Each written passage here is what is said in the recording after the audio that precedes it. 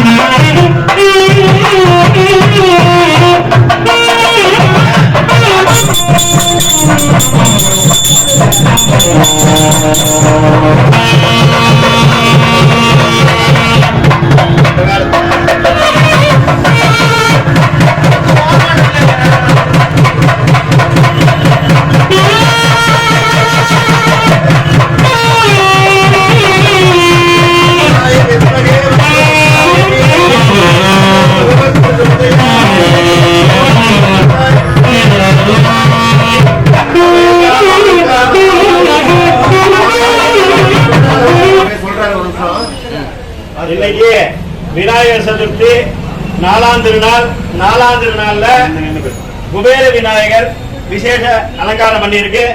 பகவத் விநாயகர் ஒரு 6 லட்சம் ரூபாய் செலவுல இன்னைக்கு அலங்காரம் விசேஷமா இருக்கு. 6ஆம் திருநாள் நம பார்வதி மலரே வித்மகே வக்ரதுண்டாய தீமஹி தன்னோ பகவத் பிரச்சோதயாத்.